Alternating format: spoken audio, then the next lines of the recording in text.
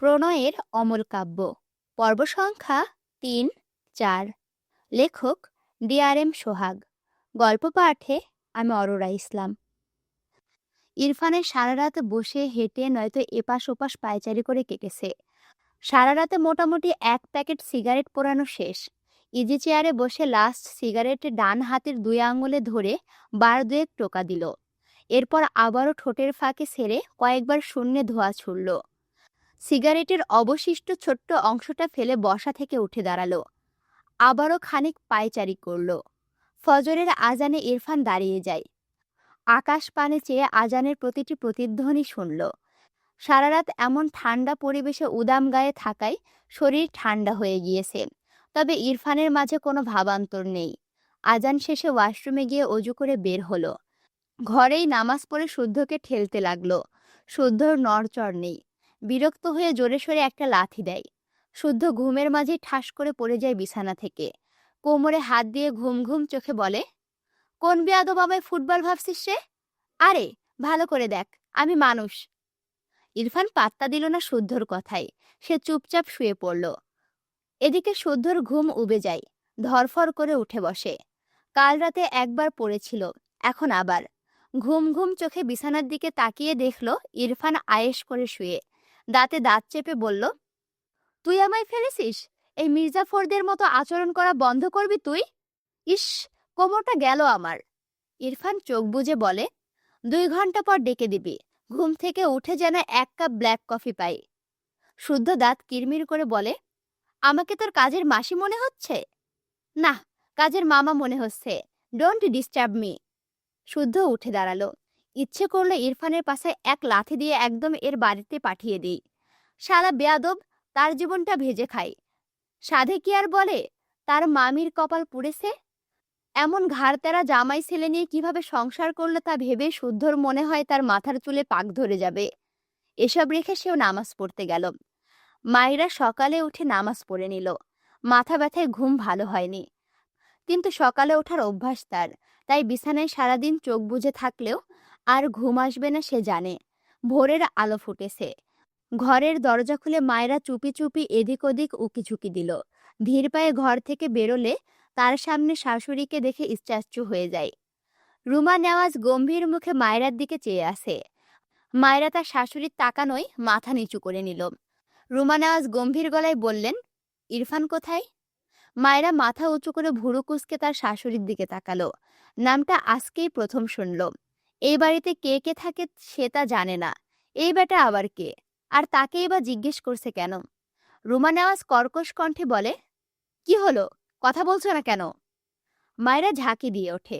আমতা আমতা করে বলে, জি, আসলে আমি তাকে চিনি না। আপনি যদি বলতেন সে এই বাড়ির কোন সদস্য। রুমা নেওয়াজ বিরক্ত হয়ে বলল, নিজের স্বামীর নামটাও জানো না? বিয়ে করেছো কেন তাহলে? মায়েরা ভ্যাবাচাকা খেয়ে গেল। আসলেই স্বামীর নাম জেনে নেওয়া উচিত ছিল, তবে মুখ নিষ্পিস করলে কিছু কথা বলার জন্য। অমন বেয়াদব বরের নাম জানার দরকারও নেই তার। কালকে রাতের কথা মনে পড়ল। লোকটা বাইরের দিকে বেরিয়ে যাচ্ছিল। অত রাতে ভালো ছেলেরা তো বাইরে যায় না। মুখ ফসকে বলে দেয়, আমার মনে হয় আপনার ছেলে খারাপ কাজে জড়িত, আপনার খোঁজ নেওয়া উচিত। রুমা নেওয়াজ ধমকে বললেন, থাপ্পড় খাবে আমার ছেলের নামে আর একটা বাজে কথা বললে। এরই মাঝে তারেক নেওয়াজ ঘর থেকে বেরিয়ে এসে বললেন, ওকে এভাবে বকছো কেন? ও আমার ছেলের নামে উল্টাপাল্টা কথা বলছে। একে তো স্বামীর নাম ধাম খোঁজ খবর কিছুই জানে না, তার ওপর আবার অপবাদ দিচ্ছে। তারেক নেওয়াজ ফোঁস করে শ্বাস ফেলে বললেন, তুমি রান্নাঘরে যাও, আমি ইরফানের খোঁজ নিয়েছি। ও শুদ্ধর বাড়ি আছে। রুমা নেওয়াজ গজগজ করতে করতে রান্নাঘরের দিকে গেলেন। মায়েরা মাথা নিচু করে মুখ বাঁকালো। মা ছেলে এক গোয়ালের গরু, মুখ থেকে শুধু নিম পাতার রস ঝরে। তারেক নেওয়াজ মায়েরাকে বলে, নামাজ পড়েছ আম্মু? মায়েরা অমায়িক হেসে বলল, জি আঙ্কেল। আমি এখনো আঙ্কেল? বাবা হই তোমার, বাবা বলবে? মায়েরা এক কথায় রাজি হয়ে মাথা নেড়ে বলে, জি আচ্ছা বাবা। বিকেলবেলায় মায়েরা তার শ্বশুরের সাথে বের হয়েছে। তারেক নেওয়াজ মায়েরাকে নিয়ে বের হয়েছে। মূলত মেয়েটা গ্রামেরই মেয়ে, সারাদিন ঘরে বসে আছে। তাই ভাবলেন বাইরে একটু ঘুরিয়ে নিয়ে যাক। তার ছেলের তো খোঁজ নেই। একটা ব্যাপার ভাবলেন, মায়রার কাছে ফোন নেই। তাই প্রথমে মায়রাকে নিয়ে ফোনের দোকানে গেলেন। মোটামুটি ভালো একটা ফোন কিনে দিলেন মায়রাকে। মায়রা চঞ্চল প্রকৃতির মেয়ে, তাকে কেউ চকলেট দিলেও সে খুশি হয়ে নিবে। কিন্তু ফোন নিতে কেমন যেন সংকোচ বোধ করছিল। সে বাড়িতে তার মায়ের ফোন চালাতো টুকটাক। তারেক নওয়াজ মায়রার সংকোচ বুঝতে পারলে তিনি সুন্দর করে বুঝিয়ে বলেন তিনি মায়রার বাবা। মায়রা খুশি হয়ে তার শ্বশুরের থেকে ফোন নিয়ে নেয়। খুশিতে একবার লাফ দিতে চাই, কিন্তু আশেপাশে এত মানুষ দেখে নিজের ইচ্ছেটাকে দমিয়ে নেয়। এরপর তারেক নওয়াজ মায়রাকে নিয়ে একটা রেস্টুরেন্টে যায়। রেস্টুরেন্টে গিয়ে মায়রার দুই বান্ধবীর সাথে দেখা হয়। তারা আগে গ্রামে থাকতো, ক্লাস 9-এ ওঠার পর শহরে চলে এসেছে। প্রায় 2 বছর পর দেখা হলেও একে অপরকে দেখে চিনতে পারে। তুই মায়রা না? কারো কণ্ঠে মায়রা পাশ ফিরে তাকালে তার প্রিয় বান্ধবীকে দেখে এক প্রকার তার উপর ঝাঁপিয়ে পড়ে। বান্ধবীদের দেখে নিজের চাঞ্চল্য ভাব চেপে রাখতে পারেনি। রাইসা হেসে মায়রাকে আলগে ধরে। এ তো আগের মতোই আছে, শুধু লাফিয়ে বেড়াই। পাশ থেকে মাইশা হেসে বলল, তুই এখানে কেন? গ্রাম থেকে কবে আসলি? মায়রা রাইসাকে ছেড়ে বলে, আমার বিয়ে হয়ে গিয়েছে। মাইশা রাইসা একসাথে অবাক হয়ে বলে, কি? মায়রা পাশ ফিরে তার শ্বশুরের দিকে একবার তাকায়। তারেক নওয়াজ গলা ঝেড়ে বলে, আম্মু, তুমি তোমার বান্ধবীদের সাথে এখানে বসো, আমার কাজ আছে। আমি কাজ ছেড়ে তোমাকে এখান থেকে নিয়ে যাব, কেমন? মায়রা হেসে মাথা নাড়িয়ে বলে, আচ্ছা বাবা। তারেক নওয়াজ বেরিয়ে গেলে 3 বান্ধবী রেস্টুরেন্টের এক কোণে ফাঁকা টেবিলে গিয়ে বসে। রাইসা প্রশ্ন করে, গল্পটা বল, এত তাড়াতাড়ি বিয়ে হয়ে গেল? ইটিস পিটিস করতিস নাকি? মায়েরা রেগে বলল, একটা থাপ্পড় খাবি, আমার খেয়ে দেয়ে কাজ নেই? আম্মু বিয়ে দিয়ে দিল, সৎ বাবা আমায় দেখতে পারে না তাই। মায়রার কথা শুনে 2 বান্ধবীর একটু খারাপ লাগলো। তারা জানে মায়রার বাবা মারা যাওয়ার পর তার মা আরেকটা বিয়ে করে। মায়রার মা যদিও মায়রাকে আগলে রাখত, তবে পরের সংসারে আগের পক্ষের মেয়েকে চাইলেও সেভাবে দেখতে পারত না। রাইসা মাইশা মন খারাপ করে বলল, বুঝেছি, আচ্ছা বাদ দে, বিয়ে তো শহরে হয়েছে, ফ্যামিলি ভালোই হয়তো। জামাই কি হ্যান্ডসাম নাকি টাকলু মামা? মায়েরা ইনোসেন্ট ফেস বানিয়ে বলল, জানি না, শুধু জানি বুড়ো। মায়েরা গালে হাত দিয়ে বলল, শেষমেশ বুড়ো? তুই দেখিসনি কেন? মায়েরা এত সব বলতে চাইল না, ব্যাপারটা এড়িয়ে গিয়ে বলল, তোদের খবর বল, পরীক্ষার প্রিপারেশন কেমন? তারা টুকটাক কথা বলতে লাগলো। ইরফান শুদ্ধ ভার্সিটির ক্লাস শেষে একটা রেস্টুরেন্টে আসে। তাদের সাথে আরেকজন কলিগ রিপন ও এসেছে। ইরফান গম্ভীর মুখে রেস্টুরেন্টের ভেতর প্রবেশ করে। এদিকে শুদ্ধ রিপনদের কথার শেষ নেই। ইরফান যেমন স্বল্পভাষী, গম্ভীর স্বভাবের, শুদ্ধ আর রিপন তেমনি ইরফানের উল্টো ক্যারেক্টার। ইরফানেরা মায়রাদের ডান পাশে ঠিক একটা টেবিলের পরের টেবিলে গিয়ে বসে। শুদ্ধ আর রিপন মায়রাদের থেকে পিঠ ফিরিয়ে বসেছে, অপর পাশে ইরফান। এদিকে মায়রার 2 বান্ধবী ইরফানদের থেকে পিঠ ফিরিয়ে বসেছে, আর মায়রা বসেছে ইরফানের মুখোমুখি হয়ে। মাঝে খুব বেশি ব্যবধান তা নেই। মায়রা কথা বলতে বলতে হঠাৎই সামনের দিকে চোখ পড়লে তার চোখ বড় বড় হয়ে যায়। ভীতকণ্ঠে বলে, বান্ধবী, এখানে পাগল এসেছে, পাগল, চল পালাই। মাইশা বলে, কোথায়?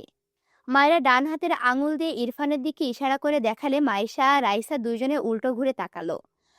মায়রার ভয়েস মোটামুটি জোরে ছিল, যার ফলে কথাটা ইরফানদের কানেও পৌঁছায়। শুদ্ধ আর রিপন উল্টো ঘুরে তাকায়। ওদিকে ইরফানও মায়রার দিকে ভুরুকুসকে চেয়ে আছে।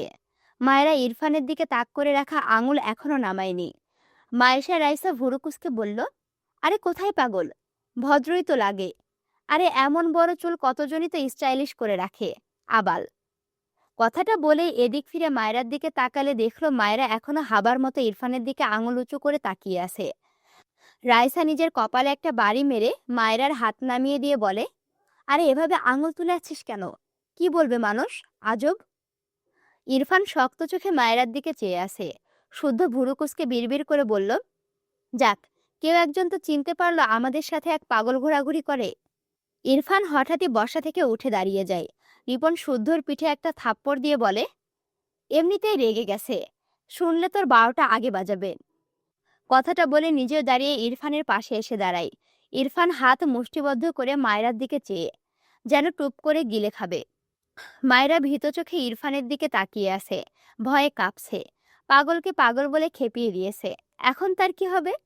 শুদ্ধ একবার মায়রার দিকে তাকালো, আরেকবার ইরফানের দিকে। মায়রাকে দেখে বাচ্চাই লাগলো। এই বাচ্চাটা না বুঝে বলেছে, কিন্তু তার ভাইটা না বুঝে এই বাচ্চাটাকে এখন কি করবে সেটাই তার ভাবনাই। ইরফান মায়রার দিকে এগিয়ে যেতে নিলে শুদ্ধ দ্রুত ইরফানের সামনে দাঁড়িয়ে বলে, মেয়েটা ছোট, এখানে সিন ক্রিয়েট করিস না, বাদ দে। না বুঝে বলে ফেলেছে। আমি তো বলেছি তুই তামিল মুভির নায়ক। ইরফান রেগে চিৎকার করে বলে, ওর সাহস কি করে হয় আমাকে এভাবে বলার? মায়রা চোখ বড় বড় করে নিজেকে গুটিয়ে নেয়।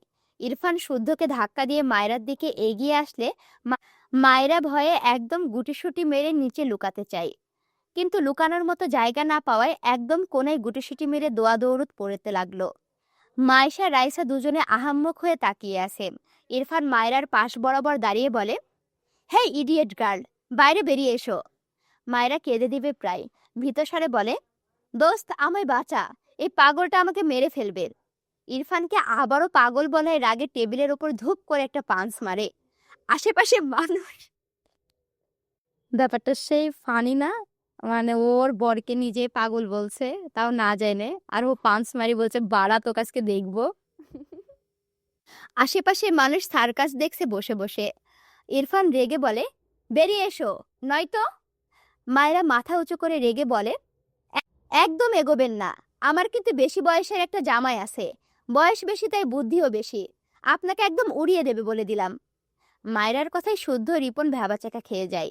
ইরফান ভুরুকুসকে বলে, হোয়াট? মায়রা বিড়বিড় করে বলে, শালা ইংরেজ আবার ইংলিশ ঝাড়ছে, এই ব্রিটিশকে কেউ বাংলাদেশ থেকে বের করে দেয় না কেন?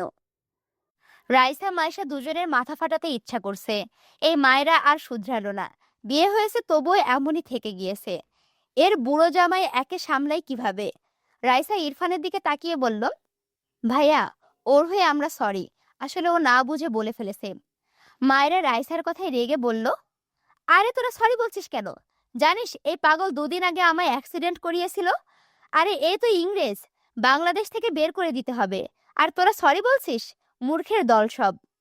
মায়রার কথা শুনে তার দুই বান্ধবী তার দিকে রেগে তাকালো। উফ, এই মেয়েটার মুখ বন্ধই হয় না কেন, বুঝে পায় না। ইরফানের শরীরে যেন আগুন ধরিয়ে দিচ্ছে মায়রার প্রতিটা কথা। শুদ্ধ ঢোক গিলে ইরফানকে জোর করে টেনে কয়েক পা পিছিয়ে নিয়ে আসে। মায়রা যখনই দেখলো ইরফান একটু পেছাতে, অমনি বসা থেকে দাঁড়িয়ে কোণা থেকে বেরিয়ে আসে। এক দৌড়ে চলে যাবে, তার আগে ইরফান এগিয়ে এসে মায়রার হিজাব টেনে ধরে। মায়রার পা থেমে যায়। কি সুন্দর করে হিজাব বেঁধেছিল, সব পিন ছুটে গেল বোধহয়। মাথা থেকে হিজাব ছুটে গেলে তার শরীরে কোনো কিছুই থাকবে না। সে ভয়ে মায়রার পা থেমে যায়। শুদ্ধ পাশ থেকে ইরফানের শরীরে হাত বুলিয়ে বলছে, ছেড়ে দে রে, দেখ মানুষ তাকিয়ে আছে। ইরফান রেগে বলে, এই ইডিয়েট আমায় ভুলভাল পদবি দিয়েই যাচ্ছে, ওকে আমি ছাড়বো না, ওর লাইফটা জাস্ট হেল করে দিব আমি, স্টুপিড গার্ল। মায়েরা ইরফানের কথার মাঝে সুযোগ বুঝে একটু এগিয়ে এসে ইরফানের যে হাতটায় হেজাব টেনে ধরেছে সেই হাতে তার দুই হাত দিয়ে গায়ের জোরে খামচি দিয়ে ধরে। ইরফান রাগান্বিত চোখে ভুরুকুসকে তাকায় মায়েরার দিকে। মায়েরা ভেবেছিল এই কাজ করলে লোকটার হাত আলগা হবে, কিন্তু এই লোকটা তো নির্বিকার। মায়েরার নিজের হাতে ব্যথা হলো, এই লোকের কোনো ভাবান্তর নেই। মায়েরা অবাক চোখে ইরফানের দিকে চেয়ে ইরফানের হাত থেকে তার হাত সরিয়ে নিল। আসছে শেষ, ঢোক গিলল, মুখ ফসকে বলে ফেলে, আপনার চামড়া বুঝি গন্ডারের? বলে নিজের মুখ চেপে ধরল। তার বেফাস কথা যে শুধু মুখ ফসকে বেরিয়ে যায়, জমের সামনে দাঁড়িয়েও কথার লাগাম টানতে পারে না। ইরফান মায়রার হিজাবের কোনা ছেড়ে মায়রার বাম হাত শক্ত করে ধরে। মায়রার মাথায় কিছু আসছে না। ওদিকে মাইশা রাইসা নিজেরাও বুঝতে পারছে না কি করবে। এই মেয়েটার এইসব বদ অভ্যাস আগে গ্রামে দেখতো, তা না হয় মানা যায়, শহরে এসে অপরিচিত জনের সাথে এমন কেন করছে? ভয় ডর কিছু নেই নাকি? মায়েরা ভয়ে ভয়ে ইরফানের দিকে তাকিয়ে বলে, দেখুন আমায় ছাড়ুন বলছি, আমার বুড়ো জামাই আপনাকে ছাড়বে না বলে দিলাম। ইরফান মায়রাকে টেনে বাইরে নিয়ে যেতে চায়। এই ইডিয়েটকে আজ একটা শিক্ষা দিয়েই ছাড়বে। মায়েরা হঠাৎই মেঝেতে বসে পড়ে। ইরফান মায়রার হাত শক্ত করে ধরে রেগে তাকায়। শুদ্ধ আর রিপন হা করে চেয়ে আছে মায়রার দিকে। এটা কি ভাই? মায়রা ইনোসেন্ট ফেস বানিয়ে শুদ্ধর দিকে তাকিয়ে বলে, ভাইয়া আপনাকে দেখেই বুঝেছি আপনি হাই লেভেলের ভালো, দয়া করে আমায় বাঁচান আপনার পাগল বন্ধুর হাত থেকে। শুদ্ধর চোখ বড় বড় করে তাকালো মায়রার দিকে। কি সাংঘাতিক মেয়ে, কন্টিনিউয়াসলি ইরফানকে পাগল বলে যাচ্ছে, আবার তাকে পামও দিচ্ছে যেন বাঁচিয়ে দেয়। শুদ্ধ মনে মনে হাসল। কোন বুড়োর বউ এই মেয়ে? তার তো দুঃখ হচ্ছে সেই বুড়োর জন্য। ভাবনা রেখে ইরফানের হাত ধরে বলে, আরে বাচ্চা মেয়ে, ছেড়ে দে। ইরফান মায়রার হাত ছাড়ল ঠিকই, কিন্তু আবারও মায়রাকে ধরতে গেলে মায়রা দ্রুত বসা থেকে উঠে এক দৌড় দেয়। ছাড়া পেয়েছে 1 সেকেন্ডের জন্য, সে সুযোগ কাজে লাগাবে না? কোনো দিকে না তাকিয়ে এক দৌড়ে বাইরে বেরিয়ে যায়। ইরফানের হাত ফসকে যায়। মায়রা ততক্ষণে রেস্টুরেন্টের বাইরে চলে গিয়েছে। ইরফান শক্ত চোখে মায়রার দিকে তাকিয়ে থাকে। শুদ্ধ হা করে মায়রার দৌড়ে পগার পার হওয়ার দৃশ্য দেখল। বাদরের দৌড়ের স্পিড এই মেয়ের চেয়েও কম হয়তো। চোখের পলকে হাওয়া। ইরফান রাগে গজগজ করতে করতে শুদ্ধর শার্টের কলার ধরে বলল, ওকে ছাড়বো না আমি। শুদ্ধ ভুরু কুঁচকে বলল, আমার শার্ট ধরে বলছিস ওকে ছাড়বো না? এসব কোন নীতি ফলো করছিস বলবি? ইরফান বিরক্ত। রাগে শুদ্ধর কলার ছেড়ে হন হন করে রেস্টুরেন্ট থেকে বেরিয়ে যায়। রিপন টেবিলে বসে ওদের সার্কাস দেখছিল এতক্ষণ। শুদ্ধ পাশ ফিরে একবার মায়রার বান্ধবীদের দিকে তাকালো। মাইশাও এদিকে তাকালে শুদ্ধর সাথে চোখাচোখি হয়। শুদ্ধ চোখ সরিয়ে নিয়ে রিপনের পাশে গিয়ে বসে। রিপন একটা স্যান্ডউইচে কামড় বসিয়ে বলে, তোর ভাই কই গেল? শুদ্ধ ডান হাতের শার্ট এর হাতা গুটাতে গুটাতে বলে, যেখানে খুশি যাক, আমার পেট আগে ভরাই, সারাদিন পেটে কিছু পড়েনি। রিপন অপর পাশে খেয়াল করে দেখল সেই মেয়ের দুই বান্ধবীর মাঝে একজন শুদ্ধর দিকে তাকিয়ে আছে তো আছেই। রিপন মিটিমিটি হেসে বলল, আই থিঙ্ক তোকে দেখে একজন ক্রাশ খাইছে মামা। শুদ্ধ বিরক্ত হয়ে বলে, খেতে দে। রিপন ভুরু কুঁচকে বলল, তুই একটা চান্স নে, বাচ্চা মেয়ে, পুরাই মাক। শুদ্ধ রেগে তাকায় রিপনের দিকে। রিপন মুখে লাগাম টানে। শুদ্ধ গম্ভীর গলায় বলল, মেয়েদের রেসপেক্ট করতে না জানলে ওদের নিয়ে কথাই বলবি না। রিপন বোঝানোর সুরে বলল, আরে আমি তো তোর ভালোর জন্যই বলছি, নেগেটিভ মিন করে কিছু বলিনি। শুদ্ধ খেতে খেতে বলে, তোকে চেনা আছে, নতুন না, আর আমাকে এসবে জড়াবি না, সময় মতো সোজা বিয়ে করে নেব। রিপন ভুরু কুঁচকে কিছু বলার আগে শুদ্ধ আবারও বলল, আনসার পাবি না, তাই চুপচাপ খেয়ে নে, আমাকেও খেতে দে। রিপন আর কিছু বলল না। মায়েরা রেস্টুরেন্ট থেকে দৌড়ে বেরিয়ে দেখে তারেক নওয়াজ রেস্টুরেন্টের ভেতরেই ঢুকছে। মায়েরা দ্রুত তার শ্বশুরের হাত ধরে বলে, বাবা, আমাদের কথা শেষ, বাড়ি চলুন। তারেক নওয়াজ কিছু বলার আগেই মায়েরা নিজেই টেনে নিয়ে যায় তার শ্বশুরকে। তারেক নওয়াজ ভুরুকুসকে বলে, বিল দিয়ে আসি আম্মু। মায়েরার পা থেমে যায়। পেছন ফিরে দেখলো রেস্টুরেন্টের দরজার পাশে ইরফান দাঁড়িয়ে। অসম্ভব, আর ওদিকে যাওয়া যাবে? মেকি হেসে বলল, বাবা, ওদের আমি পরে দিয়ে দিব, আপনি আমায় বাড়ি নিয়ে চলুন প্লিজ। তারেক নওয়াজ ভুরুকুসকে বলে, তোমার কি কোনো প্রবলেম হয়েছে আম্মু? মায়েরা আমতা আমতা করলো। সে কি বলবে, তার ছেলের বউ বাইরে এক ছেলের সাথে ঝামেলা বাঁধিয়ে এসেছে। হঠাৎই পেটে হাত দিয়ে বলল, বাবা, আমার মারাত্মক বাথরুম পেয়েছে, প্লিজ চলুন। তারেক নওয়াজ থতমত খেয়ে বলল, আচ্ছা আম্মু চলো। বুঝতে পারছো, শালার মায়েরাও শ্বশুরে বলছে যে বাবা আমার বাথরুম পেয়েছে। সাব্বাস বেটি, সাব্বাস। মায়েরা একবার উকি দিয়ে দেখলো ইরফান এদিকে আসছে। তাকে এখনো দেখেনি। সে দৌড়ে গাড়ির অপর পাশে গিয়ে বসলো। তারেক নওয়াজ মায়েরার ব্যবহারে খানিকটা অবাক হয়েছে। মায়েরা বেশ চঞ্চল, গ্রামের মেয়ে একটু একটু অমন হয়। তবে মায়েরা কয়েক ধাপ এগিয়ে মনে হলো। ছেলের বউ হিসেবে খারাপ লাগলো না। এরপর তিনি গাড়িতে উঠে ড্রাইভারকে গাড়ি স্টার্ট দিতে বললেন। মায়েরা স্বস্তির নিঃশ্বাস ফেলল।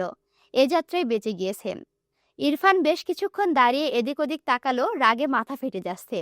সবকিছু অসহ্য লাগছে। হন হন করে তার সাইড করে রাখা গাড়িতে উঠে বসে।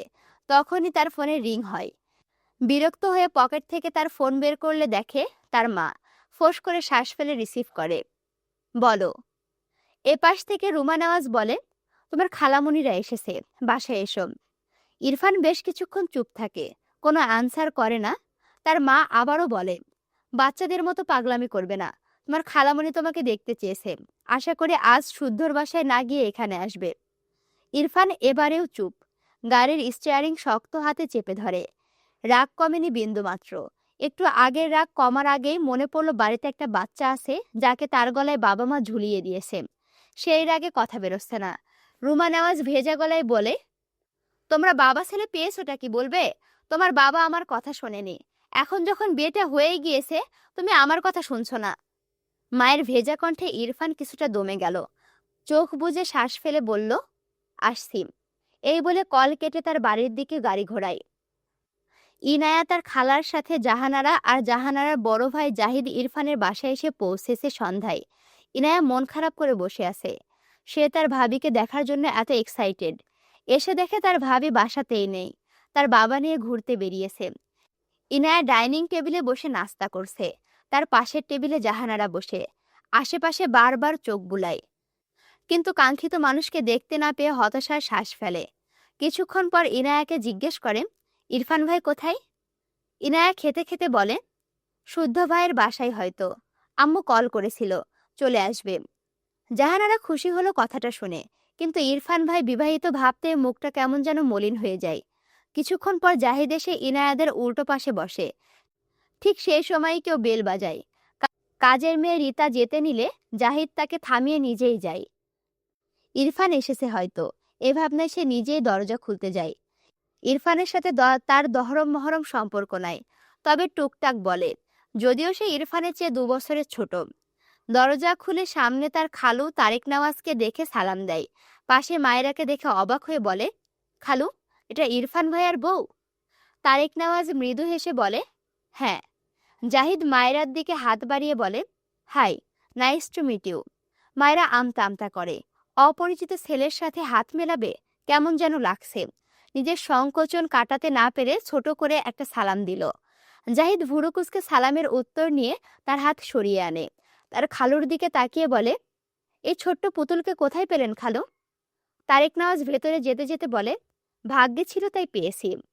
মায়েরা বোকা চোখে জাহিদের দিকে চেয়ে আসে। জাহিদ হেসে বলে, তুমি তো অনেক ছোট, আমি তোমাকে তুমি করেই বলছি। তোমার নাম? মায়েরা জোরপূর্বক হেসে উত্তর দেয়, জি, মায়েরা ইসলাম। জাহিদ সাইড দিয়ে বলে, ওকে, আমি তোমাকে নাম ধরে ডাকলে মাইন্ড করবে? তুমি আমার চেয়ে অনেক ছোট। ইরফান ভাইয়া বেশ রাগী। ভাইয়া অনুমতি দিলে কনফার্ম তোমাকে নাম ধরে ডাকবো, ওকে? মায়েরা বিরক্ত।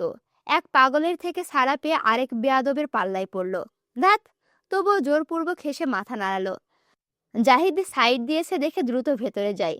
জাহিদ দরজা আটকে এগিয়ে যায়। ভেতর থেকে ইরফানের খালা বেরিয়ে সোফায় বসে। জাহিদ মায়েরার পাশে দাঁড়িয়ে বলে, আমি এইরকম একটা পুতুল চাই আম্মু। How sweet. জাহিদের কথায় সবাই হাসলো। জাহিদের মা বলল, তোমার জন্য মেয়ে ঠিক করেছি আমরা।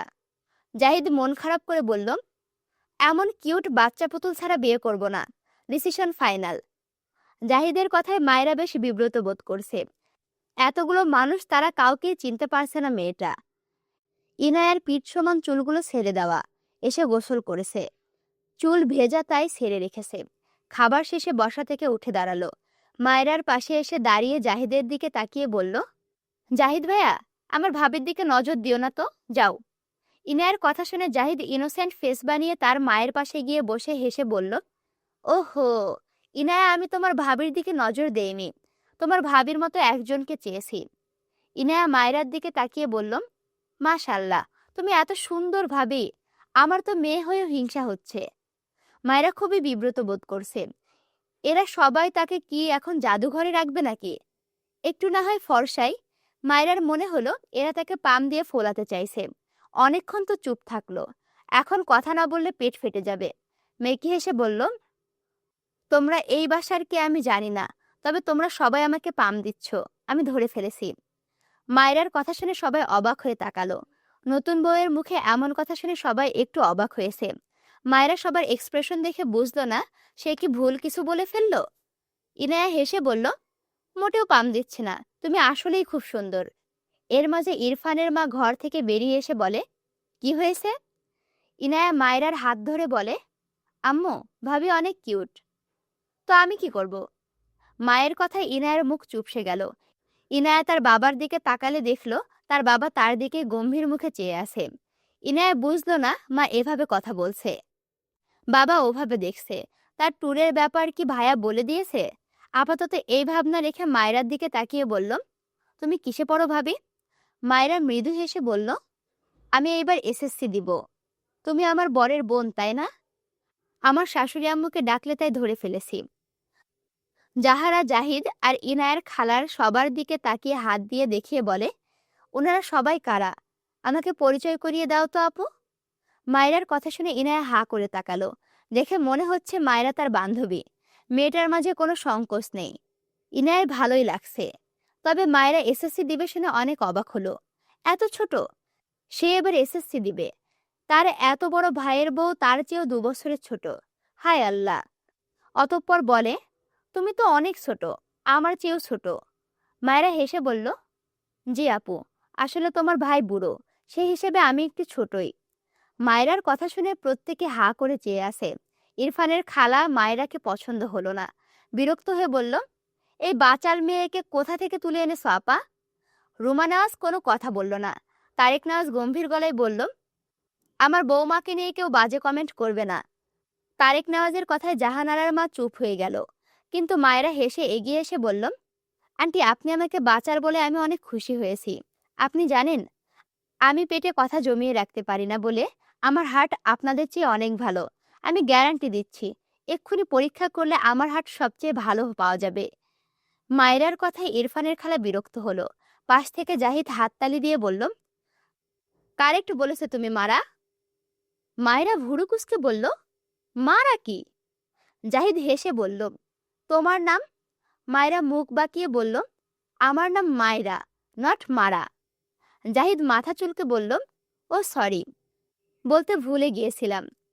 জাহারা বিরক্ত, চরম বিরক্ত মায়রার ওপর। কেন যেন ভীষণ রাগ লাগছে।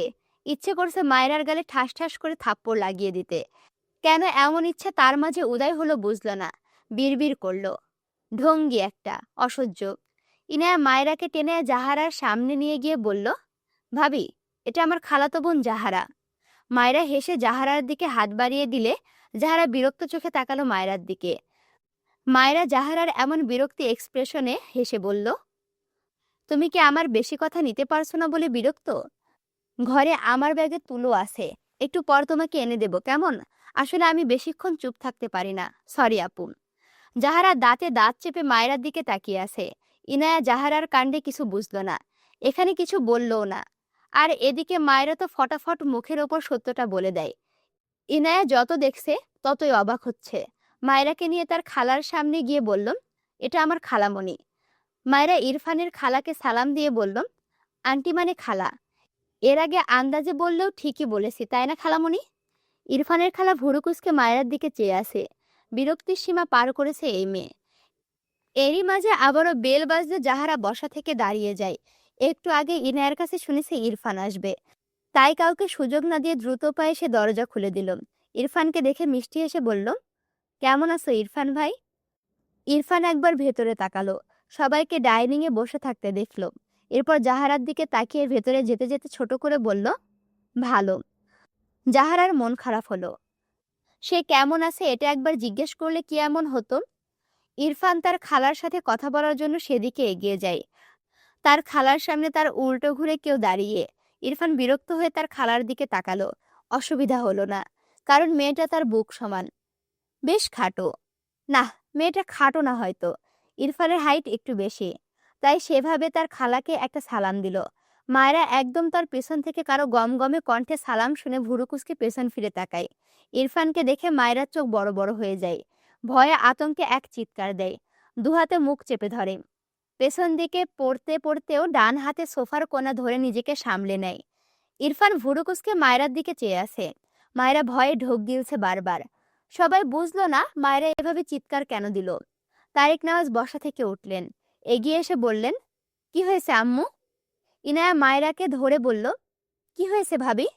মায়েরা ভীত চোখে ইরফানের দিকে চেয়ে ঢোক গিলে কাপা কণ্ঠে বলল, পাগলটা আমাকে ফলো করতে করতে বাসায় চলে এসেছে, আমাকে বাঁচাও। মায়রার কথা কেউই বুঝল না। ইরফানের চোখের মুখের রং পাল্টে গিয়েছে। হঠাৎই মায়রার হাত শক্ত করে ধরে মায়রাকে টানতে টানতে বাইরের দিকে নিয়ে যেতে থাকে। সবাই হতভম্ব হয়ে চেয়ে আছে, কি হচ্ছে এসব? মায়রা ইরফানের হাতে তার অপর হাত দিয়ে সামনে খামচি দেয়। রেগে বলে, ছাড়ুন বলছি, আমায় ছাড়ুন, অসভ্য লোক, অন্যের বউকে টাচ করতে লজ্জা করে না? ইরফানকে মুহূর্তের মধ্যে দরজা খুলে মায়রাকে এক প্রকার ছুঁড়ে ফেলে মায়রার মুখের ওপর ঠাস করে দরজা বন্ধ করে দেয়। মায়েরা ভয়ে কেঁদে দিয়েছে, চোখ থেকে পানি গড়িয়ে পড়ছে। এই লোক তাকে এভাবে বের করে দিল কেন? ইরফানের পেছন থেকে তারেক নওয়াজ রেগে বলে, তুমি ওকে বের করে দিলে কেন এভাবে? ইরফান তার বাবার দিকে তাকিয়ে বলে, কারণ ও ইডিয়েট, তাছাড়া যাকে তাকে বাসায় ঢুকতে দাও কেন? জাহিদ পাশ থেকে বলল, ভাইয়া যাকে তাকে কাকে বলছো? ওই পুতুলটা তো তোমার বউ, নিজের বউকে নিজেই চিনছো না? ইরফান ভুরু কুঁচকে তাকালো জাহিদের দিকে, অদ্ভুতভাবে বিড়বিড় করলো, বউ? তারেক নওয়াজ দ্রুত দরজা খুললেন। মায়েরা ভেজা চোখে তাকিয়েছিল দরজার দিকেই। দরজা খুলতেই চোখে মুখে হাসি ফুটল। দ্রুত ভেতরে এসে ইরফানের হাত ধরে টেনে বলে, এই পাগল বের হ, এটা আমার শ্বশুর বাড়ি। আমার বাড়ি থেকে আমাকেই বের করে দেয়, কত বড় সাহস! মায়েরার কাণ্ডে সকলে অবাক হয়ে তাকায়। সবচেয়ে বেশি অবাক হয় ইরফানের খালারা। নিজের বরকে এভাবে বলছে কেন? যাহারা এগিয়ে এসে রেগে বলে, এই মেয়ে কি করছো? তারেক নওয়াজ নরম কণ্ঠে বলল, আম্মু ওকে ছাড়ো। মায়েরা ভাঙা গলায় বলল, আব্বু আপনি দেখছেন না অন্যের বাড়ি এসে এই পাগল কেমন পাগলামি করছে? আপনার ছেলের বউকে বের করে দিয়েছে, কত বড় সাহস! ইরফান ক্রোধান্বিত চোখে মায়েরার দিকে চেয়ে আছে। তার সহ্যের সীমা পার করে দিয়েছে এই মেয়ে।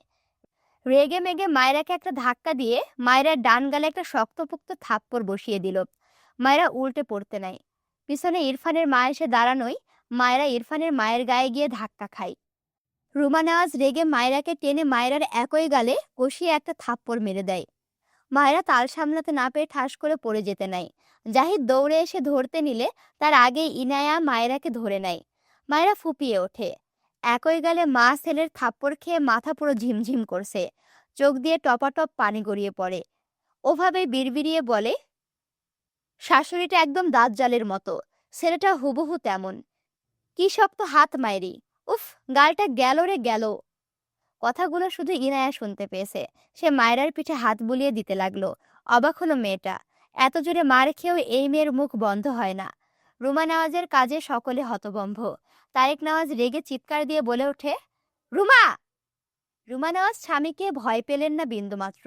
পাল্টা রেগে বললেন, তোমার বন্ধুর মেয়ের এইসব বেয়াদবে আমি একদম সহ্য করব না। ওর হয়ে সাফাই গাইতে এসো না।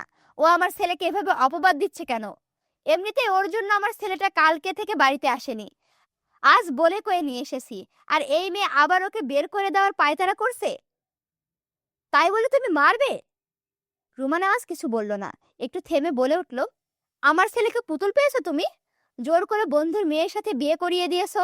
দিয়েছো তো দিয়েছো, এমন একটা বেপরোয়া মেয়ের সাথে যে আমার ছেলেকে অপবাদ দিয়েই যাচ্ছে তো দিয়েই যাচ্ছে।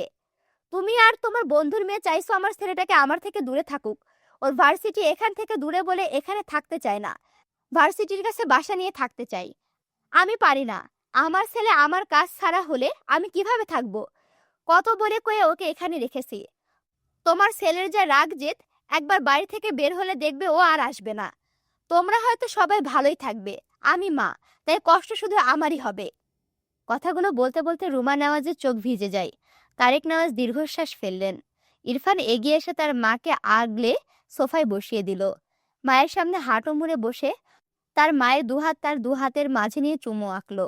এরপর মায়ের দিকে চেয়ে গম্ভীর গলায় বলল, আমি সব সময় তোমার সাথে থাকবো আম্মু, please don't cry. Ruma Nawaz ছেলের মাথায় হাত বুলিয়ে দিল। তার কষ্ট হয় তার ছেলেটার জন্য। ছেলেটা এমন একরোখা রাগী বদমেজাজি কেন বোঝে না? মুখ ফুটে কিছু বলে না, হাজার কষ্ট পেলেও মুখ ফুটে বলে না, শুধু রাগ দেখায়। বাইরে থেকে তার ছেলেকে সবাই খারাপ ভাবলেও সে তো মা, সে জানে তার ছেলে কেমন। কিন্তু ছেলেটা তার কথা শোনে না, কারো কথাই শোনে না। মেয়েটা যখন বারবার তার ছেলেকে পাগল বলছিল, কষ্টে তার বুকটা ফেটে যাচ্ছিল। এই চুল কাটার ব্যাপারে সে কত বলেছে, কিন্তু ইরফানের মাঝে কোনো ভাবান্তর নেই। মায়েরা বারবার পাগল বলায় এসব তার মাথাচাড়া দিয়ে উঠছিল। চুল এমন রাখার জন্য তাকে মা হিসেবে অনেকের অনেক কটু কথা শুনতে হয়েছে। বিশেষ করে তার শ্বশুরবাড়ির লোকেরা সব দোষ তাকে দেয়, কারণ সে মা। ইরফান তার মায়ের দিকে তাকিয়ে থাকলো বেশ কিছুক্ষণ, কিন্তু কিচ্ছু বলল না। মাথা নিচু করে ফোঁস করে শ্বাস ফেলে বসা থেকে উঠে দাঁড়ালো। চুপচাপ তার ঘরের দিকে যেতে যেতে বাবার কথাই দাঁড়িয়ে পড়ল। বিয়ে করা বউ তোমার, মেনে নিতে শেখো, অসভ্য ছেলের পরিচয় দিও না। ইরফান ঘাড় ঝাঁকিয়ে বাবার দিকে তাকায়, উপহাসের সুরে বলে, মেনে নেওয়ার জন্য ছেলের মতামত নিতে হয়। তুমি কেমন সভ্য বাবা যে তার ছেলের গলায় জোর করে একজনকে গছিয়ে দিয়েছ? তারেক নেওয়াজ ধমকে ওঠেন, ইরফান! ইরফান রাগে ডান হাতে মুষ্টিবদ্ধ করলো, বাবার দিকে চেয়ে বলল, একটা বাচ্চাকে বউ মানি না, মানি না এই বিয়ে, এই নিয়ে আর একটা কথাও বলবা না। বাড়াবাড়ি করলে আম্মুকে নিয়ে এই বাসা থেকে চলে যাব, দ্যাটস ইট। কথাগুলো বলে চলে যাওয়ার সময় শক্ত চোখে একবার মায়রার দিকে তাকালো। মায়রার গালের দিকে নজর পড়লে দেখলো ফর্সা গালে 5 আঙুলের ছাপ স্পষ্ট, যেন কেটে গিয়েছে। কেঁদে কুটে চোখ মুখ রক্ত জবার ন্যায় হয়ে গিয়েছে। ফর্সা হয় বেশ চোখে লাগছে। মায়রা ইরফানের দিকে তাকালে দেখলো ইরফান তার দিকে চেয়ে আছে। ইরফান মায়রার একে অপরের চোখে চোখ পড়ায় মায়রা ভেংচি কেটে চোখ সরিয়ে নেয়।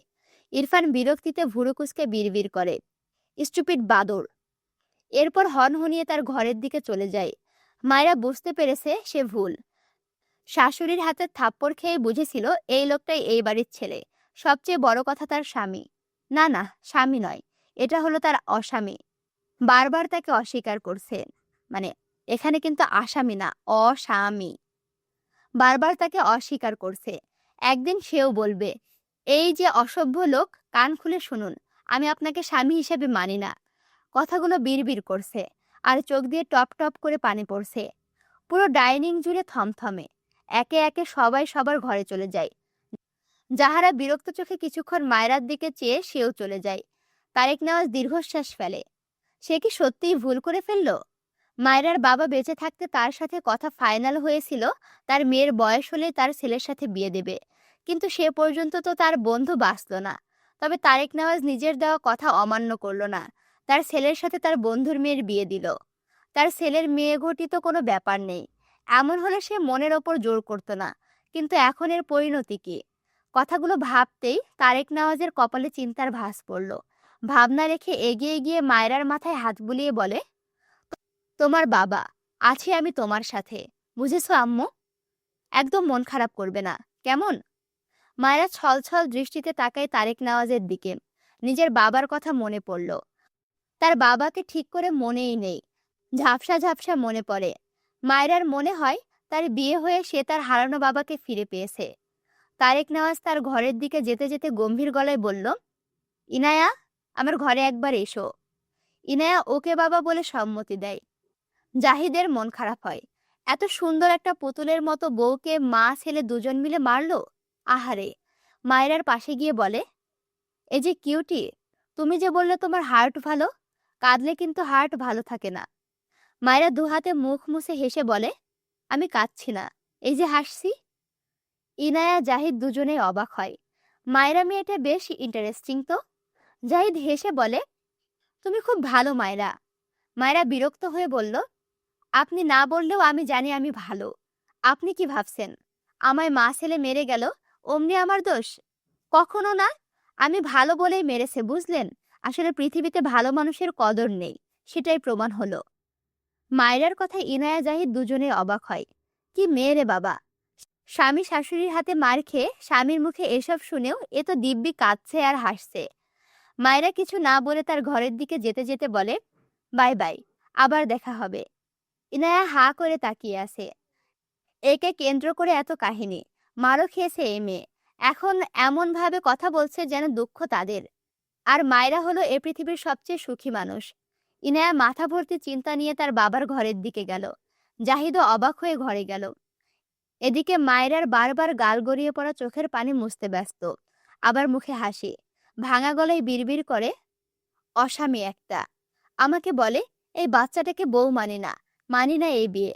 একদিন তার সব চুল কেটে তাকে টাক করে দিয়ে আমিও বলবো এই টাকলাটাকে আমি বর হিসাবে মানি না, মানি না এই বিয়ে। আমায় চেনে না। ইনায়া তার বাবার ঘরের সামনে গিয়ে বলে, বাবা আসবো? তারেক নওয়াজ ইজি চেয়ারে বসে চোখ বুজে আছে। গম্ভীর গলায় বললেন, এসো। ইনায়া গুটি গুটি পায়ে ঘরের ভেতরে প্রবেশ করে। বাবার সামনে গিয়ে দাঁড়ালে তারেক নওয়াজ উঠে দাঁড়ায়। ইনায়া ভয় পাচ্ছে সে ট্যুরের ব্যাপারে বাবা জেনেছে কিনা, জানলে খুব বকবে। তারেক নওয়াজ বেশ কিছুক্ষণ ইনায়ের দিকে তাকিয়ে থেকে হঠাৎই ইনায়ের ছেড়ে রাখা ওড়নার এক পাশ তুলে মেয়ের মাথা ঢেকে দেয়। ইনায়া অবাক হয়ে তাকায় বাবার দিকে।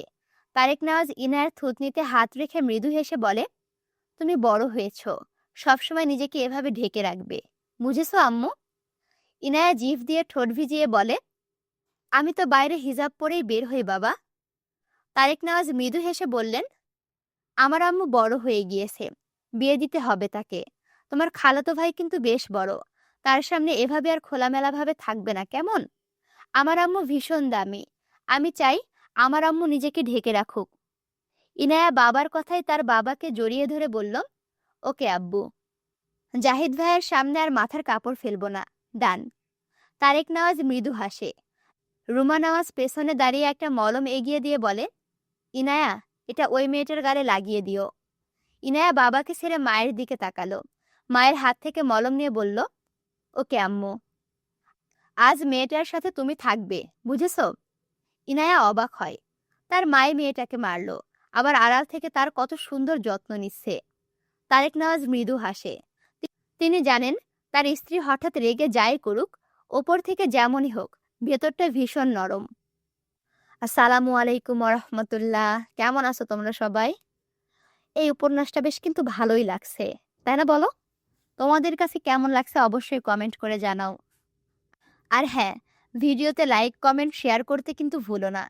ভিডিওতে যদি এখনো লাইক কমেন্ট শেয়ার না করে থাকো, অবশ্যই লাইক কমেন্ট শেয়ার করো। আর এখনো যদি আমার চ্যানেলটি সাবস্ক্রাইব করে না থাকো, অবশ্যই সাবস্ক্রাইব করে পাশে থাকো। আর বরাবরের মতো আমি তোমাদের সাথে আছি, তোমাদের অপ্রিয় পাঠিকা অরোরা ইসলাম। দেখা হচ্ছে পরবর্তী ভিডিওতে। আল্লাহ হাফেজ।